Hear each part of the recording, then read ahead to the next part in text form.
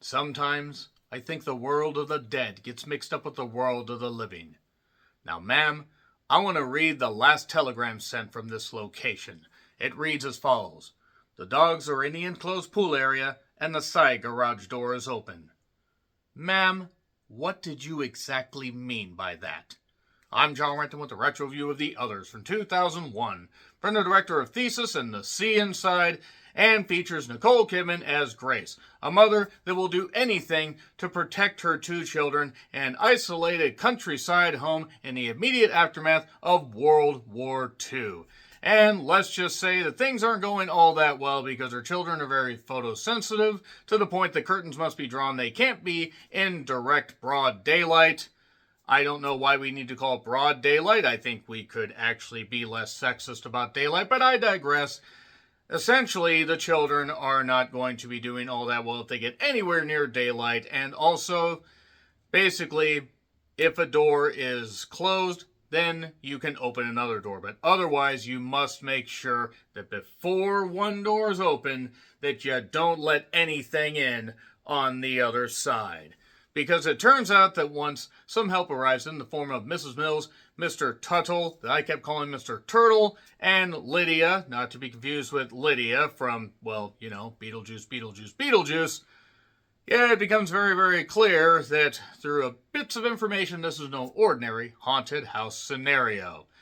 Okay, so if you have not seen this film, that's your spoiler-free premise. This film came out almost 25 goddamn years ago. I do remember liking it when I first saw it in theaters. I actually was working at the theater in town when it first came out, and I actually saw it a couple times in theaters, knowing the twist, wanting to catch a few things and stuff like that, and even used to own it on DVD, watch it a couple other times. I haven't watched it in, I would say, at least 15 years. I think the last time was around 2010, so I decided to rewatch it because it's on Shudder, and yeah, you can figure out what the fuck the twist is pretty much from the opening little bit, and if you haven't figured it out by halfway through, I don't know what the fuck to tell you. So, that's your spoiler-free rundown. Yeah, it turns out that the unseen forces actually are the new residents of the house, because it turns out that, well, Nicole Kidman and her children, Mrs. Mills, Mr. Turtle Tuttle, as well as Lydia, are dead. Why are they dead? Well, basically because they don't want to move on. That's pretty much it right there. But how did this come to be? How in the world did Nicole Kidman decide to finally just, just absolutely lose it in isolation because her husband was off at war and her two children, Anne and Nicholas, two very, very annoying characters. Not referring necessarily to the actors themselves, though they did play very annoying children. And fun fact, the one that played Anne was only in like a couple other movies. One was The Girl with the Pearl Earring. And the boy was only in a couple other things. I don't think they've acted in anything in over 20 years. Or close to 20 years. Nevertheless, basically, Nicole Kidman is Beauty, she's Grace, and she pulled in Andrea Yates. That's what she ended up doing. That's the type of review you're going to get here, folks. Because, man, I honestly, now that this came out in 2001, no wonder Chris Benoit decided to use that pillow the way he did. I'm just going to make a bunch of jokes about this because I end up actually being kind of upset at this movie because it's very, very obvious where it is going. It ends up just kind of being bland. And Nicole Kidman looking as only she can look, looking fucking ageless, absolutely amazing, doesn't look any different now. She can only do so much. Fionnuala, or Fionnuala, however you want to say it. I'm going to call her Fiona. Fiona Flanagan from Waking Ned Divine. She's a great character actor. It was also produced by Harvey and Bob Weinstein. Yeah, maybe that's why I tried to put this film out of my mind. It did, however, on a $17 million budget, which would be $30.8 million today, it did end up making $14 million in its opening weekend. And that makes sense. I had a hell of a marketing campaign. And that $14 million would be $25.3 million in today's money. $96.5 million US and Canada gross. Basically about $175 million in today's money. $210 million worldwide. $380.6 million. So, we suddenly see, somebody walk up and they talk about Simpson. Simpson, hey? And, yeah, I mean, I just basically spoiled what the fuck the movie is, but I'm going to tell you how we got to that point. So, in this house, no door can be opened until the other one is locked behind it first. 15 different keys for 50 different doors. That seems very, very convoluted. Whatever. The children are very, very annoying.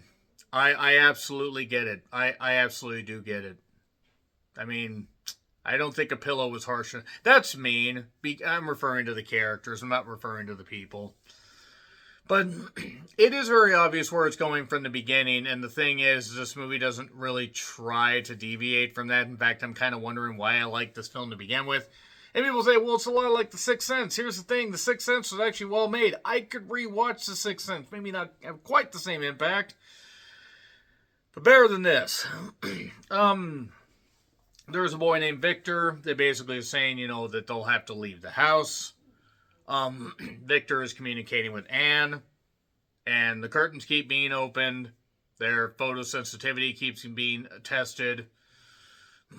And Anne has written down on, and I'm skipping over a lot of stuff because a lot of it, well, there's some atmospheric shots here and Nicole Kidman looking fucking amazing. There are a lot of thick accents in this to the point you really need some goddamn closed captioning. But Anne has written down for like the old lady, the mother, the father, and Victor, the numbers. What's the numbers? That's the number of times I've seen them. And, Mrs. Mills ends up basically letting it slip, pretty much just hitting you over the head. Although you can leave a place, you always feel like it's with you. Gee, I wonder what it is. And basically Mrs. Mills is there to push her along to the point that it becomes obvious where it's going. Mr. Turtle Tuttle is covering some gravestones. It turns out actually are the gravestones of Mills, Turtle Tuttle, as well as Lydia, because there was a tuberculosis outbreak. And then sometimes I think the world of the dead gets mixed up with the world of the living. There's some good dialogue in this. I mean, it's not the worst written film. But there's this fog that kept, getting worse and worse and wouldn't let up. And the wildlife wasn't making any noise. Almost like the world was leaving them behind because they're dead. But into the foggy woods, and then she suddenly sees Charles, her guy. I would come back from the dead for Nicole Kidman. I don't know who wouldn't. And why is he back now? Pretty much to push this whole thing along to its conclusion. He fought on the side of the goodies. Ooh, goody. Meaning the Brits. I mean, let's be honest, the Germans were the evil ones in World War II. But Mrs. Mills promises changes. Changes. We're going to see the changes eventually if I don't fall asleep first. And then, we get the iconic scene, or at least, memorable scene. I don't know about iconic now that I think about it. I think iconic should be anywhere near this, but where Anne is dressed up like a bride, playing with a dress, playing with some marionettes, and Grace comes back in and says, where's my daughter? And sees the old woman who has taken over, the old psychic woman. You mad? I am your daughter. And then basically pushing along, she tries to attack Anne and stuff like that. And, well, she basically went mad. She went mad for whatever reason. I mean, again, the children were super annoying, but whatever. She felt abandoned by her husband. His ghost ends up leaving. Huzzah, the curtains are suddenly gone. And she tells Mills, Turtle Tuttle, as well as Lydia to leave Dia, as it were, should have workshopped that. And Anne then goes into the woods along with Nicholas. And it turns out that these gravestones that were uncovered, oh my God, it's Mrs. Mills' gravestone.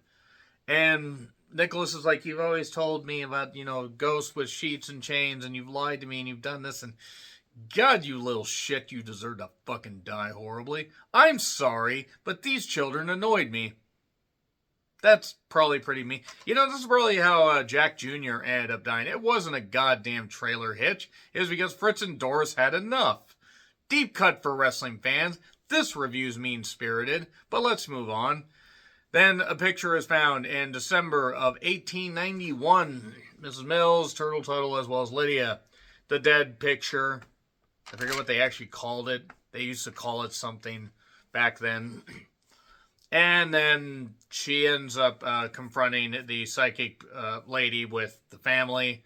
Gets her kids. Her kids explain, is that why she killed you? No, we're not dead. We're not dead. We're not dead. We're not dead. God, I kind of wish I was after watching this again. And yeah, with a pillow. Oh my God. Playing a knife under the bed. Daniel, no. You're not supposed to put the pillow over your face like that. God, I mean. And then Victor and his parents leave.